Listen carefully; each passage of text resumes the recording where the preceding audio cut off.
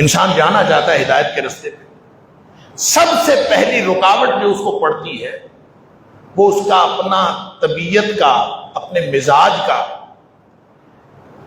قرآن و حدیث سے اور قرآن و سنت سے مطابق نہ ہونا ہے۔ قرآن کسی اور بات کا حکم دیتا ہے، ہمارا مزاج کسی اور چیز کا حکم دیتا ہے۔ نبی پاک صلی اللہ علیہ وسلم کچھ اور فرماتے ہیں، ہمارا دل کچھ اور کرتا ہے۔ طبیعت، مزاج، دل کی خواہشات، آرزوئیں، تمنائیں، یہ سب سے بڑی رکاوٹ بنتی ہیں جب انسان ہدایت کے راستے پر چلنا چاہتا ہے۔ کیونکہ نفس جو ہے نا، یہ اپنی حیت کے اعتبار سے، نفس اپنی بناوٹ کے اعتبار سے، اپنی فطرت کے اعتبار سے ہمیشہ برائی کی طرف لے کے جاتا ہے تو دونوں چیز کی ٹینڈنسی اس کے اندر۔ وَنَفْسٍ وَمَا سَوَّاهَا فَأَلْهَمَهَا فُجُورَهَا وَتَقْوَاهَا، اس میں نیکی بھی ہے، اس میں برائی بھی ہے، لیکن اللہ کریم نے یہ نہیں فرمایا کہ اس میں نیکی ہے اور برائی ہے، فرمایا اس میں برائی ہے اور نیکی ہے۔ برائی پہلے ہے، فَأَلْهَمَهَا فُجُورَهَا وَتَقْوَاهَا، اس میں برائی پہلے ہے، نیکی بعد میں ہے۔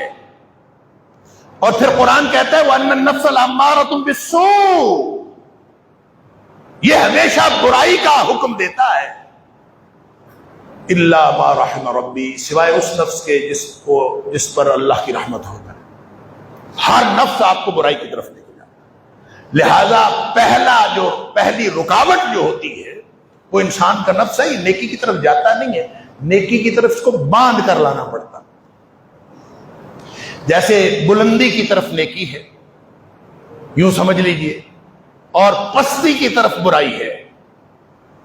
اس کو ڈھیلا چھوڑ دیں گے تو کدھر جائے گا؟ یہ پستی کی طرف جائے گا۔ بلندی کی طرف لے جانے کے لیے محنت کرنی پڑتی، اس کے مزاج کے خلاف ظاہر ہے اپ دا اسٹریم، جب آپ کو تیرنا پڑے، جدھر لوگ جا رہے ہیں، جدھر سارا محلہ جا رہا ہے، جدھر سارا معاشرہ جا رہا ہے، جدھر ندی کا پانی جا رہا ہے، ادھر تو تیرنا بڑا آسان ہے، آپ چھلانگ لگائیں اور وہ خود ہی لے جائے گا آپ کو۔ لیکن اگر آپ کو پانی کی مخالف سمت چلنا پڑے، یہ بڑا مشکل کام، اس پر نفس کو باندھنا پڑتا ہے۔ اس لیے نبی اکرم صلی اللہ علیہ وسلم نے فرمایا کہ حجبت الجنت بالمکارہ وحجبت النار بالشہوات، جنت کے گرد جن چیزوں کی باڑ کی گئی ہے وہ ان چیزوں کی باڑ ہے جس کی طرف انسان کا نفس جاتا نہیں۔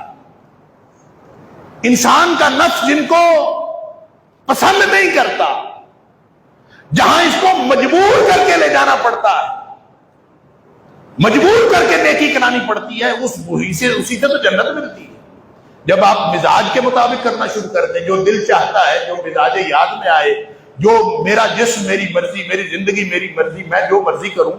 جب انسان اس طرح کی زندگی گزارنا شروع کر دے تو وہ کبھی بھی جنت میں نہیں لے جا سکتی، اس طرح کا طرز زندگی اس کو جہنم میں لے کے جاتا ہے۔ وَحُجِبَتِ النَّارُ بِالشَّهْوَاتِ، لہذا یہ تو زندگی میں پہلے قدم پہ امتحان ہے کہ آپ اگر ہدایت کے راستے پر اگر ہدایت کے راستے پر جانا چاہتے ہیں تو نفس کو خواہشات سے روکنا پڑتا ہے۔ اللہ وَأَمَّا مَنْ خَافَ مَقَامَ رَبِّهِ، جس کو اللہ تعالیٰ کا یہ نظام سمجھ میں آ گیا اور اس کے یہ سمجھ میں آ گیا کہ میں جو کچھ کر رہا ہوں اس کا مجھے جواب دینا پڑے گا قیامت والے دن۔ وَأَمَّا مَنْ خَافَ مَقَامَ رَبِّهِ، وہ اپنے رب کے سامنے کھڑا ہونے سے ڈر گیا، اللہ میں قیامت کو کیا جواب دوں گا، میں کہاں تھا، میں کن کے ساتھ تھا،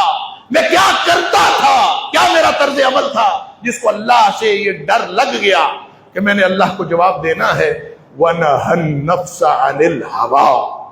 اس کا پہلا اثر پھر یہ ہوتا ہے کہ انسان اپنے نفس کو لگام دے دیتا کہ نہ بھائی تیری مرضی نہیں چلتی، مرضی چلے گی تو اللہ اس کے رسول صلی اللہ علیہ وسلم نے چلے، جس نے اس کو لگام دے لی وہی اس رکاوٹ سے باہر نکلے گا اور ہدایت کے راستے پر جائے، اور جس نے اس کو لگام نہیں دی وہ پھر ہدایت کے راستے پہ نہیں جا سکتا۔ واما من خاف فاما من خاف مقام ربه ونهى النفس عن الهوى فان الجنۃ هی المأوى، یہ جنت کا راستہ ہے۔ اور وہ شخص فاما من طغى وآثر الحیات الدنیا، جس نے اللہ اور اس کے رسول صلی اللہ علیہ وسلم کے قانون سے بغاوت کر دی، اس نے کہا میں تو اپنی مرضی سے زندگی گزاروں گا، میں کیوں خواہ مخواہ کسی کی مرضی سے زندگی گزاروں، میری زندگی ہے میری مرضی، اس نے بغاوت کر دی۔ فاما من طغى وآثر الحیات الدنیا، اور اس نے دنیا کی زندگی کو ترجیح دے لی کہ مجھے یہاں کا فائدہ مل جائے، آخرت کا دکھ ہی جائے، دنیا کا فائدہ مل جائے، بس اس نے یہ سوچ لیا۔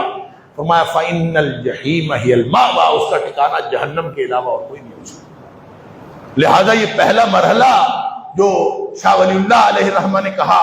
کہ انسان ہدایت کے رستے پر چلنے میں سب سے بڑی رکاوٹ، جو پہلی رکاوٹ ہے، یہی سب سے بڑی رکاوٹ لگتی ہے کہ اپنے مزاج کے اس دائرے سے اور حجاب طبع سے باہر تو آئے۔ یہ طبیعت کی رکاوٹ ہے، یہ محنت لگتی ہے، ایسے ہی نفس قابو میں نہیں آتا۔